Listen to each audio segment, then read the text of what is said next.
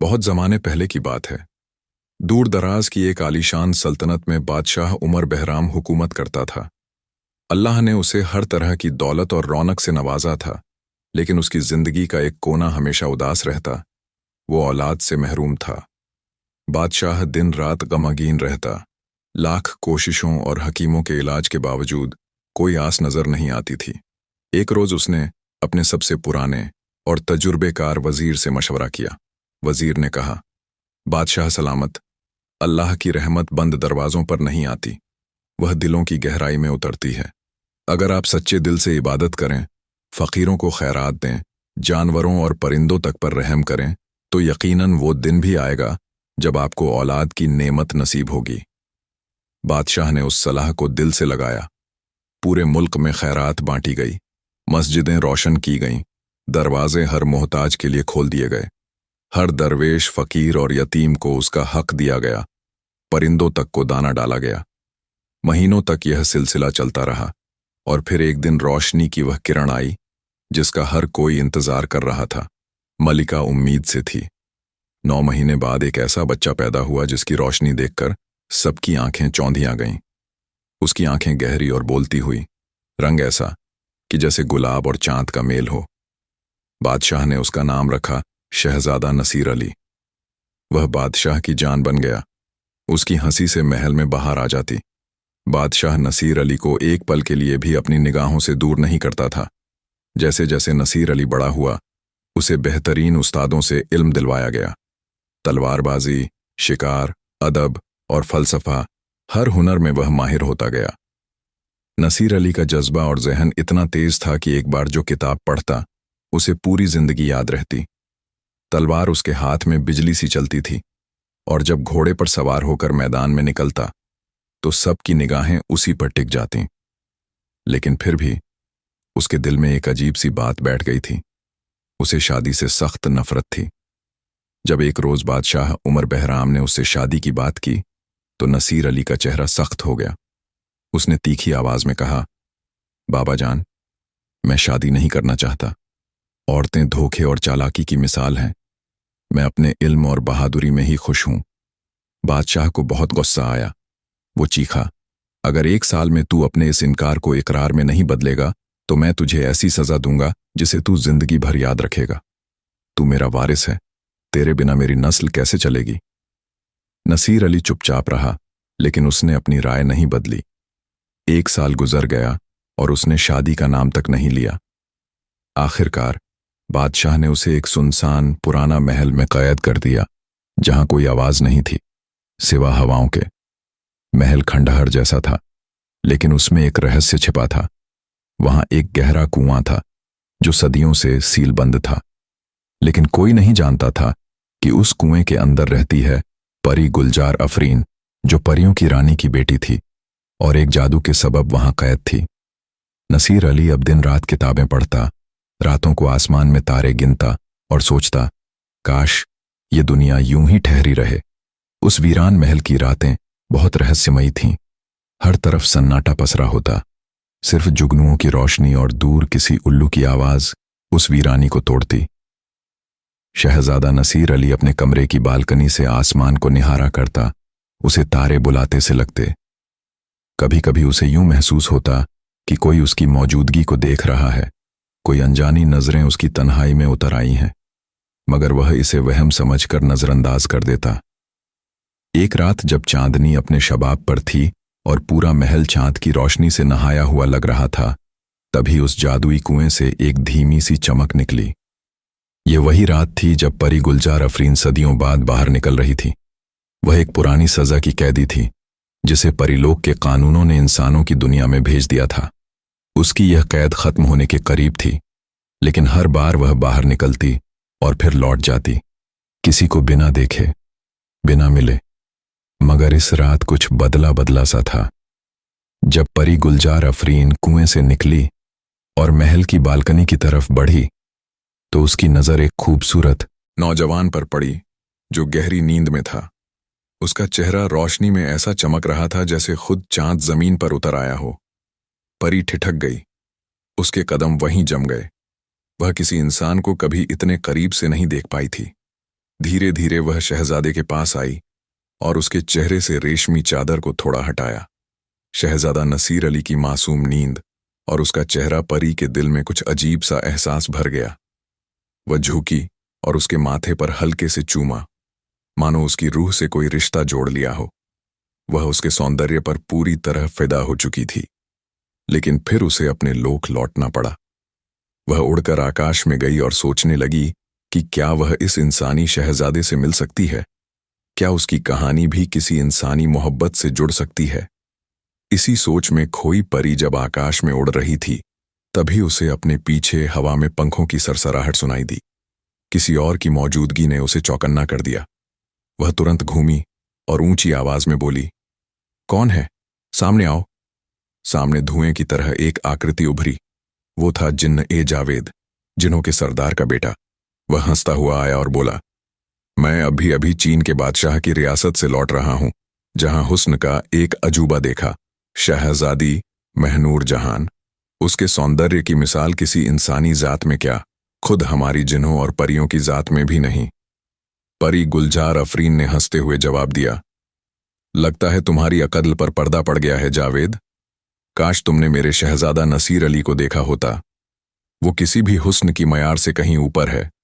अगर तुम एक नजर भी उस पर डाल लेते तो तुम्हारी ये महनूर जहान धुंध सी लगने लगती। जिन्न ने मुस्कुराकर कहा, अगर तुम इतनी यकीन से कह रही हो तो मुझे भी उस शहजादे से मिलवाओ, ताकि फैसला हो सके कि असली हुस्न किसके पास है। परी ने हामी भर ली और दोनों उड़ते हुए उस वीरान महल की तरफ चल पड़े जहां शहजादा नसीर अली गहरी नींद में था।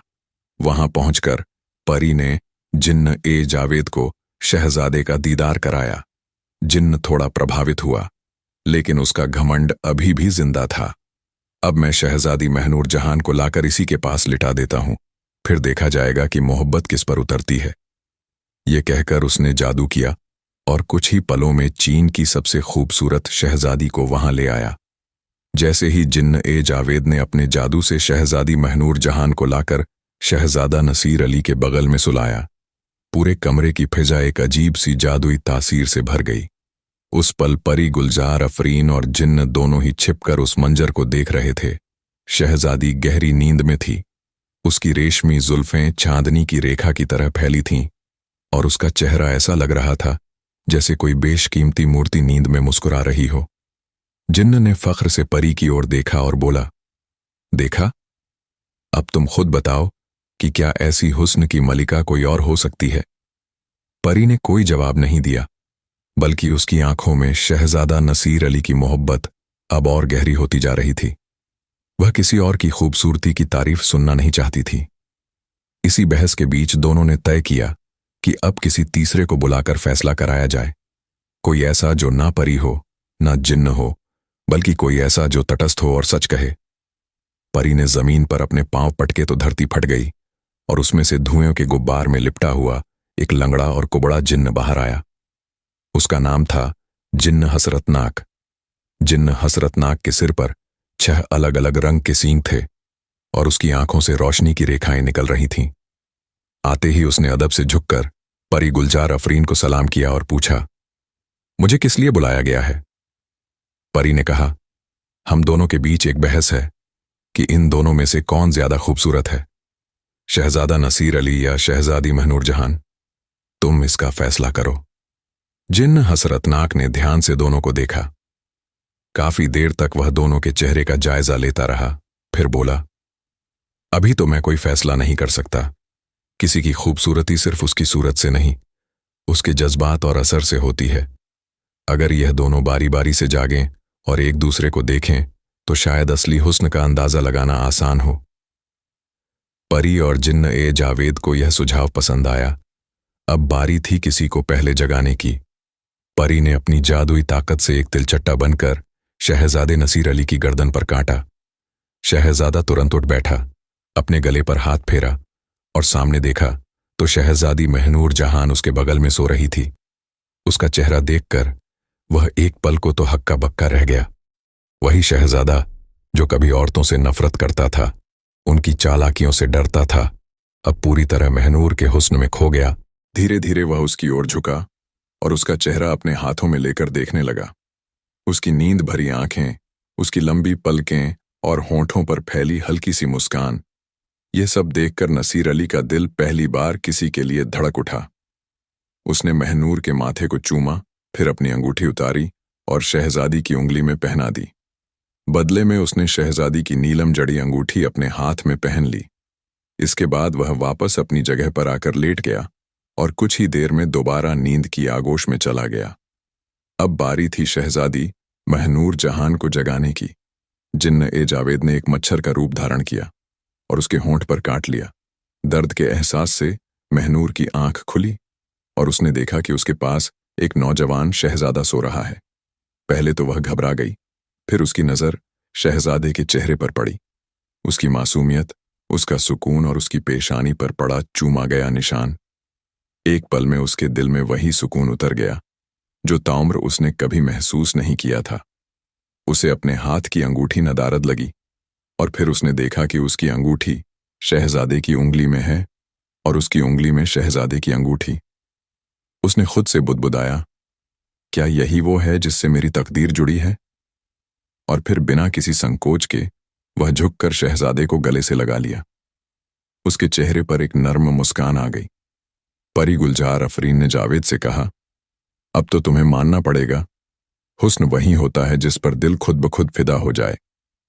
शहजादी महनूर जहान अभी भी शहजादा नसीर अली के सीने से लगी थी। उसकी सांसों की गर्माहट में जैसे उसे अपनी उम्र भर की तन्हाइयों का जवाब मिल गया था। उसकी आंखों से आंसू निकल रहे थे, मगर ये आंसू गम के नहीं बल्कि किसी खोए हुए सपने के मिलने की खुशी के थे। परी गुलजार अफरीन और जिन्न-ए-जावेद दूर बैठकर इस मिलन को देख रहे थे और जिन्न-ए-जावेद को अब अपनी हार माननी ही पड़ी। उसने गहरी सांस ली और कहा, तुम जीत गई परी। मोहब्बत ने फैसला कर दिया कि खूबसूरती का पैमाना सिर्फ आंखों से नहीं बल्कि दिल से तय होता है। मगर परी ने कोई घमंड नहीं दिखाया। उसने बस धीमे से मुस्कुराकर कहा, मैंने सिर्फ हकीकत दिखाई है। मोहब्बत में जब सच्चाई हो तो उसकी रोशनी में हर चेहरा रोशन हो जाता है। अब जिन्न हसरतनाक ने आगे बढ़कर दोनों को देखा जो एक दूसरे में पूरी तरह खोए हुए थे, और फिर उसकी आंखें बंद हो गईं। उसने आसमान की ओर देखा और बोला, अब वक्त आ गया है कि इन दोनों की किस्मत की डोर एक दूसरे से बांध दी जाए, लेकिन इससे पहले एक आखिरी परीक्षा इन दोनों को देनी होगी। यह सुनकर परी चौंकी। कैसी परीक्षा? जिन्न हसरतनाक ने कहा, जिस मोहब्बत को तुम सच्चा मानती हो वह तभी मुकम्मल होगी जब यह दोनों एक दूसरे को खोकर भी एक दूसरे से जुड़े रहें। फिर उसने दोनों पर एक नर्म नीला धुआं छोड़ा। उस जादुई धुएं ने शहजादा नसीर अली और शहजादी महनूर जहान को दोबारा नींद की आगोश में पहुंचा दिया। मगर अब जब वे जागेंगे तो एक दूसरे से दूर होंगे और उनके दिल में बस यही एहसास बाकी रहेगा कि उन्होंने किसी को बेहद चाहा था। अगली सुबह जब शहजादा नसीर अली की आंखें खुलीं तो उसने खुद को महल के उसी कमरे में अकेला पाया। न तो कोई परी थी, न कोई जादू और न ही महनूर जहान। सिर्फ उसकी उंगली में वही नीलम की अंगूठी थी जो सबूत थी कि वो सब कोई ख्वाब नहीं था। वह दीवार से टेक लगाकर बैठ गया और सोचने लगा, क्या यह सब वाकई हुआ था? क्या वो हकीकत थी या महज कोई सपना? उसका दिल अंदर से टूट चुका था। उसने अपने गुलामों से पूछा, वो लड़की जो कल रात मेरे पास थी कहाँ गई? मगर किसी ने कुछ नहीं देखा था। महल के हर दरवाजे पर ताले लगे थे। पहरेदारों ने कसम खाकर कहा कि कोई अंदर नहीं आया, न ही बाहर गया। नसीर अली के सब्र का बांध टूट गया। उसने एक गुलाम को चाबुक से मारा, दूसरे को कुएं में लटकवाया। उसकी आंखें सुर्ख थीं, चेहरा तमतमाया हुआ था और दिल बेकरार था। जब इस सारे हंगामे की खबर बादशाह उमर बहराम को मिली तो वे खुद भागते हुए महल में आए और बोले, बेटा, ये क्या हो रहा है? तुम एक औरत की बात कर रहे हो, मगर कोई उस कमरे में गया ही नहीं। शहजादा नसीर अली ने अपनी मुट्ठी में भींची अंगूठी को दिखाते हुए कहा, बाबा, अगर यह सपना होता तो मेरे पास यह अंगूठी कैसे आती? मैंने खुद उसे अपनी अंगूठी पहनाई थी और बदले में यह ली थी। वह हकीकत थी और मैं उसे ढूंढकर ही दम लूंगा। उधर परी गुलजार अफरीन अपने कुएं में लौट चुकी थी, लेकिन अब उसका दिल बेचैन था। वह जानती थी कि एक दिन शहजादा अपनी महबूबा को जरूर ढूंढ निकालेगा, मगर इस जुदाई का जख्म बहुत गहरा होगा। अब दूसरी तरफ का मंजर देखिए। सूरज की पा मंजर देखिए। सूरज की पहली किरणों के साथ शहजादी महनूर जहान की आंख खुली। उसने अपने पास नसीर अली को ढूंढा, मगर वहां कोई नहीं था। उसके होंठ सूखे थे, आंखें भारी और दिल खाली सा लगा। जब उसने अपनी कनीज को बुलाया और पूछा, वो शहजादा कहाँ गया जो रात मेरे पास था? तो कनीज हंसकर बोली, आप जरूर कोई सपना देखकर उठी हैं। इस कमरे में कोई नहीं आया। महनूर चीखी, झूठ! मैं सपना नहीं देख रही थी, मैं जानती हूं वह यहीं था। उसके होंठों की गर्मी अब भी मेरे माथे पर है। जब उसके वालिद बादशाह उमर बहराम को यह मालूम हुआ तो उन्होंने समझा कि उनकी बेटी पागल हो गई है। उन्होंने उसे लोहे की जंजीरों से बांध दिया और ऐलान किया, जो कोई भी मेरी बेटी को ठीक करेगा वही उसका शौहर बनेगा, और अगर नाकाम हुआ तो मौत की सजा। उमर बहराम के इस ऐलान से पूरे मुल्क में टहलका मच गया। हर तरफ यही चर्चा थी कि शहजादी महनूर जहान पर कोई गहरा जादू हो गया है, जिसने उसकी अक्ल और होश छीन लिए हैं। हर रोज दूर दूर से जादूगर, हकीम, फकीर, सैयद और तावीज धागे वाले आते, लेकिन हर कोई नाकाम होकर लौटा या फिर अपनी जान से हाथ धो बैठा। बादशाह के हुक्म से शहर के बाहर एक ऊंचे गेट पर उन नाकाम मर्दों के कटे हुए सर टांग दिए गए थे जो शहजादी को ठीक करने आए थे। इन सिरों की संख्या 100 से ऊपर जा चुकी थी और अब कोई भी हिम्मत नहीं करता था कि उस पागल करार दी गई शहजादी के पास जाने की सोच भी सके। लेकिन एक जगह सूरज की किरणों से बहुत दूर एक टूटे फूटे मटमैले झोंपड़े में एक नौजवान शहजादा दिन रात बाग में मेहनत कर रहा था। वह और कोई नहीं, वही नसीर अली था जिसे किस्मत की एक ठोकर ने उसके महबूबा से दूर कर दिया था। वह बूढ़े माली की मौत के बाद उसकी जगह बाग की देखभाल करने लगा था और हर रात नींद से पहले वह परी गुलजार अफरीन और महनूर जहान की याद में रोता था। उसे आज भी याद था कि कैसे उस लाल पत्थर को ढूंढने के चक्कर में वह अपने लश्कर से भटक गया था और कैसे वह परिंदा उसे छलकर इस अनजान देश में ले आया था। उसकी कुल दौलत, वह 50 तांबे की हांडियां जिनमें सोना और वो जादुई लाल था, एक जहाज वाले के साथ चली गई थी और वह बेबस होकर उसी बाग में रह गया था। उधर शहजादी महनूर जहान दिन रात उसी लाल अंगूठी को देखती जिसे शहजादा उसके उंगली में डाल गया था। उसका दिल हर पल कहता, वह कोई ख्वाब नहीं था, वो था, मेरे पास था, मेरी जान में बसा था। लेकिन दुनिया उसकी बात को पागलपन समझती रही। इसी दौरान उसी देश की सरहदों पर एक नया मुसाफिर पहुंचा। उसका नाम फकीर मीर काशिफ था।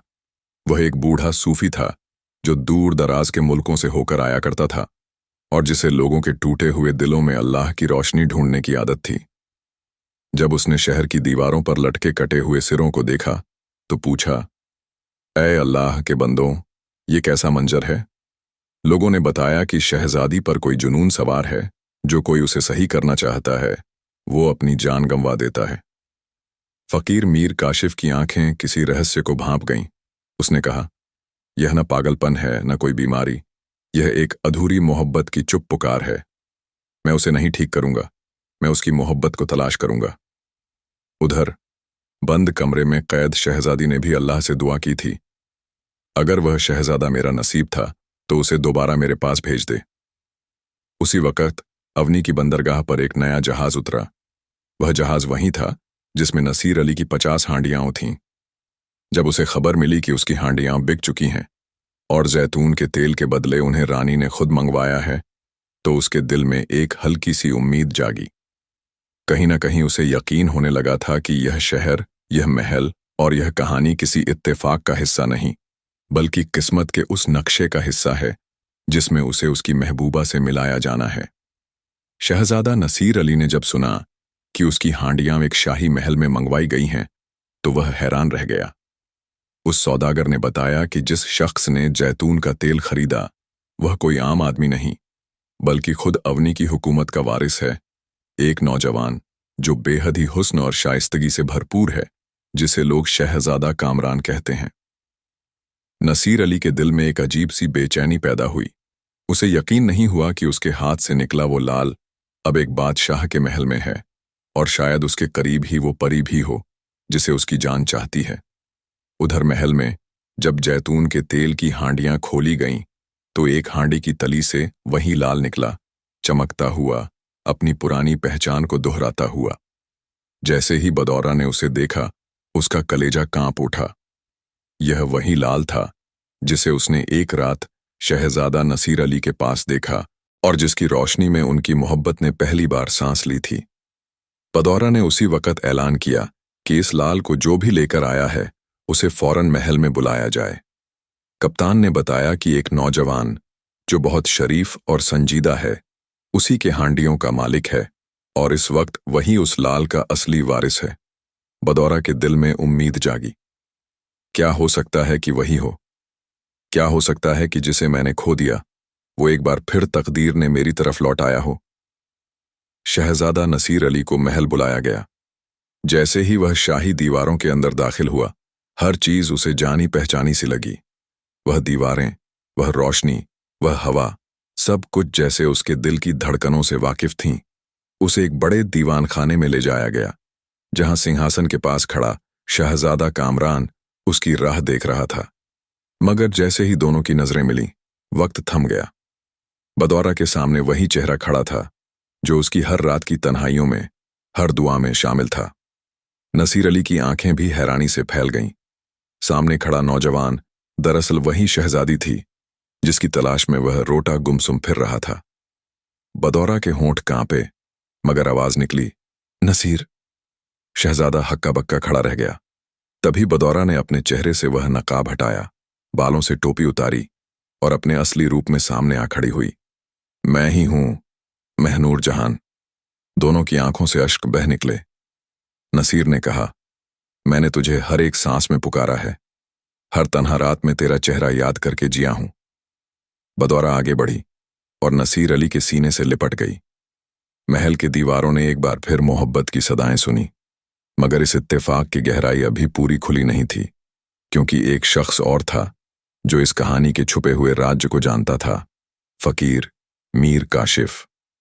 फकीर मीर काशिफ, जो कभी शाहजादा नसीर अली की रहनुमाई करने वाला बुजुर्ग था, उस वक्त सरहद से लगे पहाड़ी इलाके में एक गुफा में अल्लाह की इबादत में मशगूल था। एक रात उसे ख्वाब में वही परी नजर आई, परी गुलजार अफरीन। उसने मीर काशिफ से कहा, वक्त पूरा होने को है और दो दिल जो किस्मत के लिखे से अलग हो गए थे, अब दोबारा मिल चुके हैं।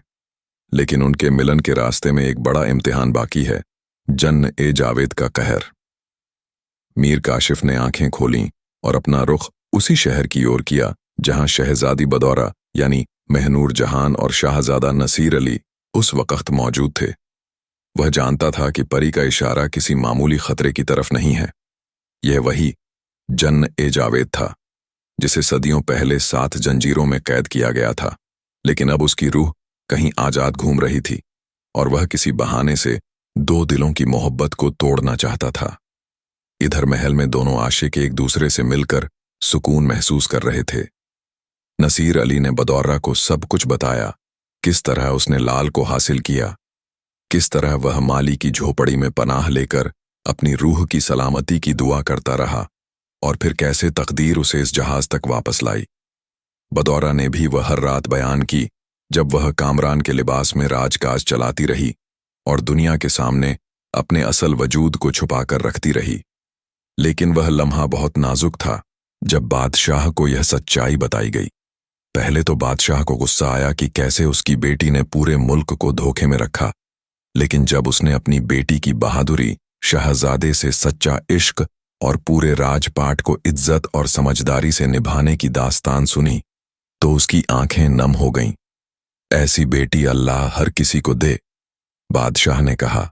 फिर उसने ऐलान किया कि महनूर जहान की शादी शहजादा नसीर अली से बड़ी शान और शौकत से की जाएगी और उस दिन को रोज़े विसाल के नाम से हर साल मनाया जाएगा। शादी की तैयारियां शुरू हो गईं। शहर को सजाया गया। 7 दिन और 7 रात जश्न का ऐलान किया गया। हर तरफ रंग, रोशनी और मोहब्बत की खुशबू बिखर गई। मगर जिस रात शादी से एक दिन पहले महल में रोशनी का मेला था, उसी रात महल की छत पर एक साया उतर आया, काला, धुएं से बना और आंखों से आग बरसाता हुआ। वह था जन्न-ए-जावेद। उसकी गरजती हुई आवाज आई, जिस परी गुलजार अफरीन ने मेरी कैद को तोड़ने से इनकार किया, मैं उसकी सबसे प्यारी चीज, उसके दिए हुए प्यार को मिटा दूंगा। वह सीधा महनूर जहान के कमरे की ओर बढ़ा। शहजादी महनूर जहान अपने कमरे में बैठी हुई थी। उसके बालों में फूल गूंथे जा रहे थे और हर तरफ शादी की तैयारी की सरगोशियां गूंज रही थीं। लेकिन तभी अचानक कमरे की फिजा बदलने लगी। हवा सर्द हो गई, चिराग खुद ब खुद बुझने लगे और एक अजीब सी सरसराहट फैल गई। महनूर ने चौंक कर अपने आसपास देखा। तभी एक गहरा काला धुआं कमरे के दरवाजे से भीतर घुसा और उसकी आंखों के सामने एक भयानक साया बनकर खड़ा हो गया। वह जन्न-ए-जावेद था, जिसकी आंखें अंगारे जैसी दहक रही थीं। महनूर जहान ने खुद को संभाला और बोली, तू कौन है और इस तरह मेरे कमरे में घुसने की जुर्रत कैसे की? जन्न-ए-जावेद ने अपनी डरावनी आवाज में कहा, मैं वही हूं जिसे सदियों पहले परियों की रानी ने 7 जंजीरों में कैद कर दिया था।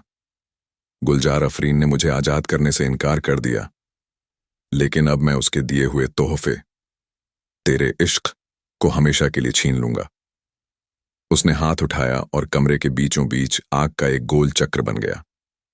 उसकी मंशा महनूर जहान को इस आग के घेरे में कैद कर लेने की थी, लेकिन एन उसी वक्त एक पुराना रोशन चेहरा कमरे में दाखिल हुआ। वह थे फकीर मीर काशिफ। उनके हाथ में रूहानी चिराग था, जिसकी रोशनी जन्न-ए-जावेद की स्याही को काटती हुई बढ़ी। ए जन्न-ए-जावेद! मीर काशिफ गरजे, तेरा नफरत भरा मकसद आज कामयाब नहीं होगा। इस मोहब्बत को अल्लाह की रहमत से जोड़ा गया है और तुझे इस पर कोई जोर नहीं। जन्न-ए-जावेद आग बबूला हो गया। उसने मीर काशिफ पर हमला करने की कोशिश की, लेकिन उसी वक्त एक नूरानी रोशनी कुएं के अंदर से उठी। परी गुलजार अफरीन प्रकट हुई। उसके चेहरे पर गुस्सा और रौब का मेल था। जन्न-ए-जावेद, वह बोली, आज तक तू सिर्फ डर और नफरत फैलाता आया है, लेकिन मोहब्बत को कभी नहीं समझा। तेरी यही नफरत आज तुझे खाक में मिला देगी। गुलजार अफरीन ने अपने हाथों से एक जादुई मोहर निकाली। वह वही तावीज था जिसमें उसे कभी कैद किया गया था। उसने उस मोहर को फिजा में उछाला और वह सीधी जन्न-ए-जावेद की छाती में जा धंसी। एक दिल दहला देने वाली चीख के साथ वह साया हवा में बिखर गया और जन्न-ए-जावेद एक बार फिर जंजीरों में कैद हो गया। महल में फिर से उजाला हो गया।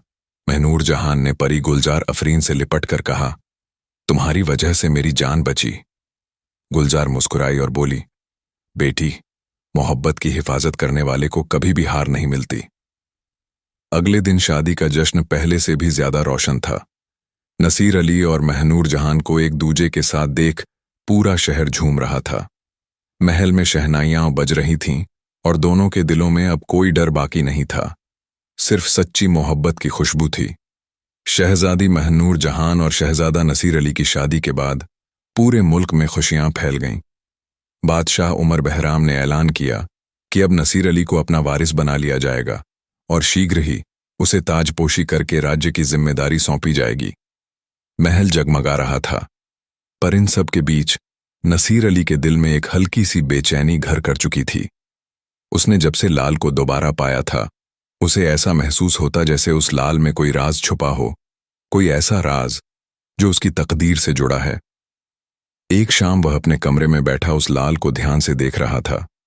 उसने उसे तांबे की वही छोटी देग में रखा था जो पहले से उसकी जानिब से जैतून के तेल में भरी गई थी।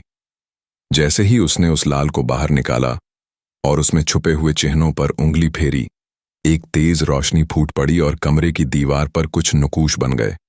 वह नुकूश किसी नक्शे जैसे लग रहे थे, लेकिन यह कोई आम नक्शा नहीं था। यह नक्शा एक छुपे हुए इल्मगाह का था, जिसे रूहानी कल्ब कहा गया था। एक ऐसी जादुई जगह जहां परियों और इंसानों की मोहब्बत के निशान सदियों से संभाले जाते हैं। नसीर अली ने उसी वक्त फकीर मीर काशिफ को बुलाया। मीर काशिफ ने उन नुकूशों को देखा और गहरी सांस लेते हुए बोले, यह नक्शा बहुत पुराना है और यह वही जगह है जहां कभी एक बहुत ही खास किताब रखी गई थी, किताब ए अल मोहब्बत। कहा जाता है कि जो भी इस किताब को पढ़ ले, उसे सच्चे इश्क की ताकत और दर्द दोनों की समझ हो जाती है। मगर यह रास्ता आसान नहीं है। इस नक्शे में जिन 3 रहस्यों की ओर इशारा किया गया है, वे 3 अलग अलग इलाकों में छुपे हैं और हर रहस्य की निगहबानी कोई जादुई मखलूक करता है। महनूर जहान ने कहा, अगर यह इल्म हमें मोहब्बत को और गहराई से समझने का जरिया दे सकता है तो हमें इस सफर पर निकलना ही चाहिए।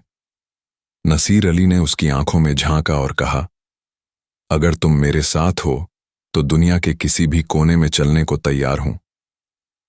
अगली सुबह दोनों एक सफर की तैयारी में जुट गए। परी गुलजार अफरीन ने उन्हें एक रोशन पत्थर दिया जिससे रास्ता अंधेरे में भी साफ नजर आएगा।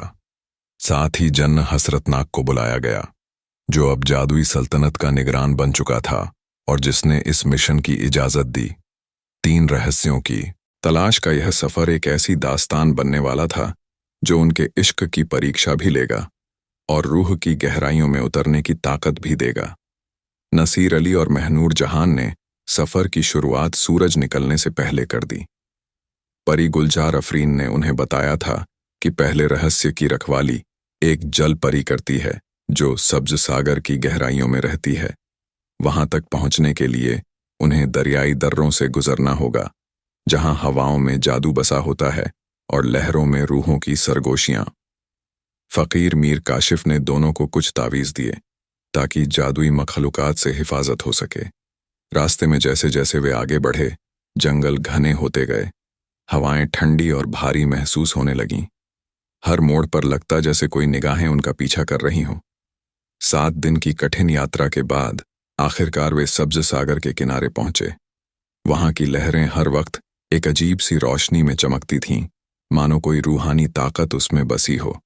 नसीर अली ने जैसे ही नक्शे में दिखाए गए निशान पर कदम रखा, पानी की सतह फट गई और उसमें से एक नीले नूर में लिपटी हुई जल परी बाहर निकली। उसका नाम था नीलजार बानो और उसकी आंखों में सदियों का राज छुपा था। उसने धीमी आवाज में कहा, अगर तुम पहले रहस्य की हकीकत जानना चाहते हो तो इस समुद्र की सबसे गहरी तह में जाओ, जहां गम की मोहर रखी गई है। मगर याद रहे, वहां सांस नहीं चलती, सिर्फ मोहब्बत की ताकत ही जिंदा रखती है। नसीर अली ने बिना एक पल गंवाए छलांग लगा दी।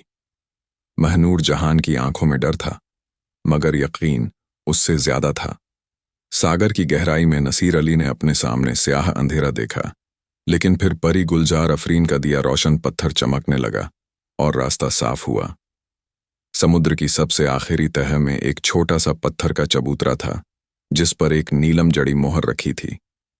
जैसे ही नसीर अली ने उस मोहर को छुआ, उसका दिल एक भारी दर्द से भर गया, जैसे सदियों का तन्हा इश्क उसके दिल में उतर आया हो। वह जैसे तैसे बाहर आया और मोहर नीलजार बानो को दिखाई। जलपरी ने मुस्कुराकर कहा, अब तुम मोहब्बत के गम को समझ चुके हो। पहला रहस्य तुम्हारा हुआ। महनूर ने देखा कि नसीर की आंखें नम थीं, लेकिन उसमें अब एक नई गहराई थी, एक ऐसा दर्द जो इश्क को मुकम्मल बनाता है। अब अगला रहस्य था आग की सरगोशी, जो एक पुराने ज्वालामुखी की गुफा में छुपा था। वहां एक शोलों में लिपटी जिन्ननी निगाहबानी करती थी, जिसका नाम था लहका बानो। तीसरे दिन की शाम को वे ज्वालामुखी की ओर रवाना हुए। पहाड़ों की आग उगलती जड़ें और रास्ते की तपिश उनके लिए किसी इम्तिहान से कम न थी। गुफा के अंदर लहका बानो मौजूद थी, आग जैसी तेज आंखें और आवाज में गरज। उसने कहा, तुम मोहब्बत का दर्द लेकर आए हो, अब उसकी आवाज सुनने की काबिलियत लाओ। यहां एक पत्थर है जो बोलता है, लेकिन उसकी आवाज सिर्फ वही सुन सकता है जिसका दिल सच्चा हो। नसीर और महनूर दोनों ने बारी बारी से पत्थर पर हाथ रखा, मगर कोई आवाज नहीं आई। तब महनूर ने अपने आंसू बहाए और कहा, मेरी मोहब्बत की खामोशी ही उसकी आवाज है। और उसी पल पत्थर ने बोलना शुरू किया। उसमें से निकली एक पुरानी दास्तान। 2 आशिक जो वक्त और तकदीर में बिछड़ गए थे, लेकिन उनका इश्क कभी खत्म नहीं हुआ। यह था दूसरा रहस्य, इश्क की आवाज, जो अब दोनों के अंदर बस चुकी थी। लहका बानो ने उन्हें रहस्य सौंपा और कहा, अब तुम्हारा आखिरी सफर होगा सबसे कठिन, क्योंकि आखिरी राज है तजल्ली-ए विसाल, जहां मोहब्बत को उसकी आखिरी मंजिल मिलती है। तीसरे रहस्य की तलाश उन्हें लेकर पहुंची, एक वीरान और स्याह वादियों से होते हुए एक ऐसी घाटी में जहां चांदनी भी उतरने से घबराती थी। परी गुलजार अफरीन ने पहले ही कहा था कि यह सफ़र नसीर अली और महनूर जहान दोनों के सब्र और मोहब्बत का सबसे बड़ा इम्तिहान होगा, क्योंकि तीसरा रहस्य है साया-ए-तजल्ली, और ये वही जगह थी जहां मोहब्बत और भ्रम के बीच की रेखा मिट जाती है। वो घाटी ज़ाहिर बिन बातिन के नाम से जानी जाती थी, और वहां की हवा में अजीब सी ठंडक थी, जैसे कोई पुराना दर्द सालों से सिसक रहा हो। रास्ते के बीचों बीच एक बेहद ऊंचा शीशे का दरवाजा था, पारदर्शी, लेकिन उसके पार कुछ भी नजर नहीं आता था। फकीर मीर काशिफ ने बताया था कि यह दरवाजा तभी खुलेगा जब दो सच्चे दिल एक दूसरे की रूह को पहचान लें। उस वक्त तक नहीं जब तक आंखें नहीं, बल्कि दिल के रास्ते देखा जाए। नसीर ने महनूर का हाथ थामा और दोनों ने एक साथ दरवाजे को छुआ। उसी पल एक नूर सी रोशनी उठी और दरवाजा दो हिस्सों में बंट गया। उनके सामने एक अजीब सी दुनिया खुली। न दिन था न रात, बस हर ओर बिखरी हुई जिन्न-ए-जावेद का इलाका सुरमई अंधेरे की एक बेनाम वादी में था, जहां न कोई रास्ता जाता था न कोई लौट कर आता था। परी गुलजार अफरीन ने शहजादा नसीर अली और शहजादी महनूर जहान को बताया कि जिन्न-ए-जावेद का किला हवाओं के पहरे में है।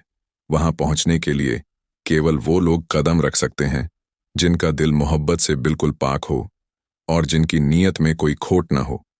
उन्होंने तीनों रहस्यों को एक मोहरदार संदूक में बंद किया और फरमाया, अब ये तुम्हारे इम्तिहान का आखिरी दरवाज़ा है। मोहब्बत को साबित करने का वक्त आ गया है। रात के तीसरे पहर, जब आसमान पर चांद भी डरते हुए झांकता है, वे तीनों एक पुराने कदीम पुल से गुजरे जो नफरत और लालच की खाई पर बना था। वहां हर कदम पर परछाइयां उभरतीं और उनके मन में शक और भ्रम का बीज बोने लगतीं। नसीर को दिखा कि महनूर उसकी मोहब्बत का मजाक बना रही है, और महनूर को महसूस हुआ जैसे नसीर की आंखों में कोई और तस्वीर है। लेकिन जैसे ही वे एक दूसरे का हाथ जोर से थामते, ये परछाइयां गायब हो जातीं। कई घंटे की मुश्किल और थका देने वाली चढ़ाई के बाद वे उस घाटी तक पहुंचे जहां जिन्न-ए-जावेद का महल आसमान से बातें करता था। वह महल काले पत्थरों से बना हुआ था और उसकी दीवारें नफरत, इंतकाम और घमंड की कहानियां चीख चीख कर सुना रही थीं। तभी एक हौलनाक आवाज गूंजी, कौन है जो मोहब्बत का दावा करता हुआ मेरे दरवाजे तक आ पहुंचा है? परी ने तीनों रहस्य हवा में उड़ाए, एक एक करके, और कहा, जिन्न-ए-जावेद, ये दोनों रूहें मोहब्बत के सच्चे रास्ते पर आई हैं। इनकी मोहब्बत ने 3 इम्तिहान पूरे किए हैं। अब तुमसे इजाजत चाहिए आखिरी कुंजी की। जिन्न की कद से ऊंची लौ जैसी शक्ल हवा से बनकर सामने आई। उसकी आंखें आग जैसी थीं और आवाज में गूंजती हुई सदियां। उसने कहा, हर मोहब्बत सच्ची नहीं होती। मुझे सबूत दो कि तुम एक दूसरे की खुशी के लिए अपनी जान भी दे सकते हो। नसीर ने बिना पल भर की देर की अपनी तलवार निकाली और उसे जमीन पर रखकर कहा, अगर मेरी मौत से महनूर की जिंदगी महफूज हो सकती है तो मेरा लहू तुम्हारे कदमों में है। महनूर भी पीछे नहीं हटी। उसने कहा, अगर मेरी कुर्बानी से नसीर की रूह को सुकून मिल सकता है तो मैं अपनी सांसें छोड़ने को तैयार हूं। जिन्न-ए-जावेद की आग ठंडी पड़ गई। उसकी शक्ल अब रोशनी में बदलने लगी और वह धीरे धीरे एक तख्त में तब्दील हो गया, जिस पर सुनहरे हरूफ में लिखा था, इश्क-ए-कामिल की कुंजी। परी गुलजार अफरीन ने उस तख्त को दोनों के सामने रखा। जैसे ही नसीर और महनूर ने उस पर हाथ रखा, हवा रुकी, बादल छंटे और एक तेज रोशनी में दोनों के जिस्म एक साथ चांदनी में नहा गए। एक आवाज आई, तुम दोनों ने मोहब्बत को जिया है, अब तुम्हें मोहब्बत की तकमील की मंजिल मिल गई है। अब उनके आगे जो रास्ता था वो था घर की वापसी, लेकिन एक नई पहचान के साथ। जिन्न-ए-जावेद की रिहाई के बाद हवा में एक अनोखी मिठास घुल गई थी। वो वादी जो सदियों से डर और घमंड का गढ़ थी, अब मोहब्बत की रोशनी से जगमगा उठी। शहजादा नसीर अली और शहजादी महनूर जहान ने परी गुलजार अफरीन को झुककर सलाम किया। परी की आंखों में एक गहरी संतुष्टि थी, मानो उसने एक अधूरी दुआ को पूरा होते देखा हो। उसने दोनों के सिर पर अपना हाथ रखा और कहा, अब तुम्हारा सफर यहां खत्म नहीं, बल्कि अब असली सफर शुरू होता है, घर की तरफ लौटने का। तुम्हारा इंतजार वहां वो लोग कर रहे हैं जिनकी उम्मीदें तुमसे जुड़ी हैं। फिर परी ने अपनी जादुई छड़ी से एक चमकता हुआ दायरा बनाया जिसके अंदर से सितारों से भरा आकाश दिख रहा था। इस रास्ते से गुजरकर तुम दोनों एक बार फिर अपने वतन लौट सकते हो, उसने कहा। नसीर और महनूर ने एक दूसरे का हाथ थामा और उस नूरी दायरे में कदम रख दिए। जब वो दोनों अपने अपने मुल्क में लौटे तो हालात बहुत बदल चुके थे। सूरज की पहली किरण के साथ जब शहजादा नसीर अली सूरमणि रियासत की सीमा पर पहुंचा तो वहां के दरोगा ने सबसे पहले पहचान पूछी, लेकिन जब नसीर ने अपना नाम बताया और अपना चेहरा दिखाया तो चारों तरफ शोर मच गया। शहजादा जिंदा है, शहजादा वापस आ गया। दरबार में खबर पहुंची तो बूढ़े बादशाह उमर बहराम खुद कांपते हाथों से बाहर निकल आए। सालों से जो आंखें बेटे के इंतजार में सूखी थीं, आज वो अश्कों से भीग गईं। शहजादी महनूर जहान को देखकर जैसे महल की दीवारें भी मुस्कुरा उठीं। माँ बाप ने बेटी को सीने से लगाया और वह निःशब्द होकर बस रोती रही। शहजादा नसीर अली को राजगद्दी का वारिस घोषित किया गया और जल्द ही शादी की तारीख तय कर दी गई। इधर जिन्न-ए-जावेद की रिहाई का असर दूसरी दुनिया में भी महसूस हुआ। जादू का तालाब जो सालों से खामोश था, उसमें अचानक से लहरें उठने लगीं। उसी तालाब के किनारे जहां कभी जिन्न-ए-जावेद कैद था, अब हर रात एक सुनहरी रोशनी उभरती, जैसे वहां कोई मोहब्बत की कहानी रोज दोहराई जाती हो। फकीर मीर काशिफ, जिसने नसीर को मोहब्बत का रास्ता दिखाया था, वो अब दरगाह के बाहर बैठा मुस्कुराता रहता और कहता, जिसे अल्लाह चाहे उसके लिए सारे दरवाजे खुल जाते हैं। शादी का दिन आया। सूरमणि रियासत को फूलों और चिरागों से सजाया गया। महल के हर कमरे में सतरंगी रोशनी बिखरी हुई थी। दूर दूर से लोग उस निकाह की गवाही देने पहुंचे जो एक परी, एक जिन्न और एक शहजादी के फजलों से मुकम्मल हुई थी। नसीर और महनूर की आंखों में अब कोई डर, कोई शक बाकी नहीं था, बस सुकून और मोहब्बत थी। निकाह के वक्त जब काजी ने पूछा, क्या तुम्हें यह निकाह कबूल है, तो नसीर की आवाज में ऐसा यकीन था कि हर शख्स की रूह तक कांप उठी। कबूल है। और जब महनूर ने कबूल है कहा तो आसमान पर दो सितारे एक दूसरे के नजदीक आ गए, जैसे कायनात भी उनका मिलन देख रही हो। निकाह के बाद जैसे वक्त ने रफ्तार ही बदल दी। सूरमणि रियासत की गलियों में हर शाम नई रौनकें उतरने लगीं। महल में हर सुबह का आगाज इत्र से भीगी हवा और महनूर जहान की मुस्कान से होता। शहजादा नसीर अली अब सिर्फ एक बादशाह नहीं था, वो मोहब्बत का पैगाम बन चुका था, एक ऐसा नाम जो हर दिल में अजमत से लिया जाता। लेकिन इन खुशियों के बीच उसकी आंखों में अब भी एक कसक बची थी, उस जिन्न हसरतनाक की जो उस मोहब्बत की आखिरी परख था। एक दिन जब शहजादा नसीर अली और शहजादी महनूर जहान महल के बाग में बैठे थे, तभी आसमान में एक तेज चमक हुई। फिजा में अजीब सी सरसराहट फैल गई और फिर अचानक से जमीन पर एक गोल दायरा बना, जिसमें से नीले कपड़ों में लिपटा एक रूहानी जिन्न नमूदार हुआ। वो जिन्न-ए-हसरतनाक था, वो जो इस पूरी कहानी की रूह था, वो जो मोहब्बत की हर सच्चाई को आखिरी इम्तिहान में तोलता था। उसके आते ही पूरा माहौल थम गया। उसने गहरी आवाज में कहा, शहजादा नसीर अली, मैं तुम्हारी और शहजादी महनूर की मोहब्बत की आखिरी परख लेने आया हूं। मैंने तुम्हारे सब इम्तिहान देखे हैं, तुम्हारा सब्र, तुम्हारी वफा, तुम्हारा त्याग और तुम्हारी फना तक जाने वाली मोहब्बत। लेकिन आज मैं तुम्हें एक सवाल पूछूंगा। अगर तुमने इस सवाल का जवाब दिल से और सच्चाई से दे दिया तो मैं खुद तुम्हारी मोहब्बत की मुहर बनकर जादू का तालाब हमेशा के लिए बंद कर दूंगा। नसीर ने अदब से सिर झुकाया। पूछिए जनाब, जिन्न ने पूछा। अगर तुम्हें दो रास्ते दिए जाएं, एक जिसमें तुम्हें सारी दुनिया की बादशाहत मिले लेकिन शहजादी महनूर जहान को हमेशा के लिए भूलना होगा, और दूसरा रास्ता जिसमें तुम्हें सिर्फ महनूर मिले लेकिन तुम्हें बाकी दुनिया से हमेशा के लिए किनारा करना होगा, तो तुम क्या चुनोगे? नसीर ने बिना पल भटकाए जवाब दिया, मुझे वो रास्ता मंजूर है जिसमें महनूर हो। मैं इस दुनिया की हर दौलत, हर तख्त और हर इख्तियार को ठुकरा सकता हूं, लेकिन महनूर को नहीं, क्योंकि अगर मेरी रूह में कोई रोशनी है तो वो महनूर की मोहब्बत से है, और अगर मैं उसे भूल गया तो फिर मैं बाकी सब जीत कर भी हार जाऊंगा। ये सुनते ही जिन्न-ए-हसरतनाक की आंखों से दो मोती गिरे। वो आंसू जो सदियों बाद किसी मोहब्बत की गवाही दे रहे थे। उसने कहा, तुम दोनों की मोहब्बत हकीकत की वो ताबीर है जिसे मैं भी नहीं टाल सकता।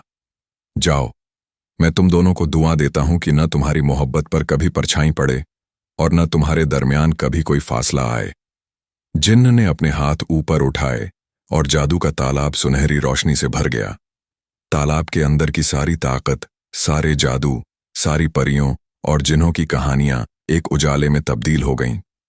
तालाब अब एक आम सा पानी का झील बन गया, लेकिन उसकी तह में अब भी मोहब्बत की अमानत सोई हुई थी। उस दिन के बाद सूरमणि रियासत को कभी कोई साया छू नहीं सका।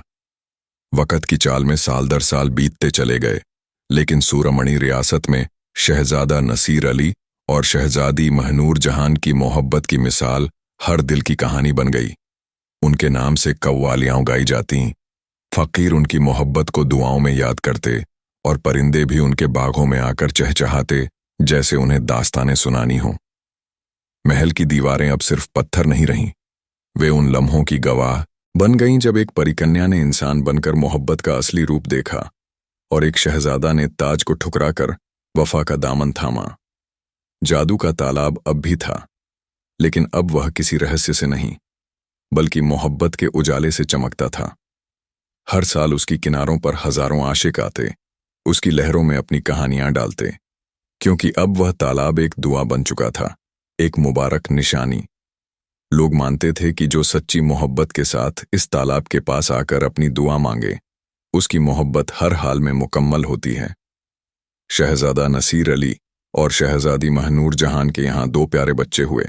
एक बेटा जिसका नाम उन्होंने शामेर अली रखा, और एक बेटी लैला जहान, जिनमें अपने माँ बाप की समझदारी, बहादुरी और मोहब्बत का अक्स झलकता था। नसीर अली अपने बच्चों को वही सिखाता जो उसने जिन्हों और परी से सीखा था। मोहब्बत जात से नहीं, जज्बात से होती है, और जो मोहब्बत में सच्चा है वो हर दर्द और हर दूरी जीत सकता है। कई साल बाद एक शाम शहजादा नसीर अली महनूर जहान के साथ बाग की उसी झोपड़ी में बैठा था जहां उनकी पहली दुआ कबूल हुई थी। महनूर ने उससे पूछा, अगर किस्मत दोबारा हमें अलग कर देती तो क्या तुम फिर से उसी राह पर निकल पड़ते? नसीर ने मुस्कुराकर कहा, अगर मेरी रूह को फिर से जन्म लेना पड़े तो मैं फिर से वही सफ़र करूंगा, वही दर्द सहूंगा, वही आंसू बहाऊंगा, क्योंकि इस सफ़र ने मुझे तुमसे मिलवाया और तुम्हें पाना मेरी जिंदगी की सबसे बड़ी नेमत है। उस रोज फिजाओं में फिर से वही सौंधी सी हवा बहने लगी, जैसे खुद कुदरत भी इस मोहब्बत को सजदा कर रही हो। और फिर एक रात जब आसमान सितारों से भर गया था, नसीर और महनूर साथ बैठे बैठे एक दूसरे की आंखों में वही पहली रोशनी देख रहे थे, जिसमें ना परी थी, न जिन्न, न ताज, न गद्दी, सिर्फ एक मोहब्बत थी, मुकम्मल, पाक और अब्दुली। और यूं शहजादा नसीर अली और जादू का तालाब की यह मोहब्बतों भरी दास्तान हमेशा के लिए अमर हो गई।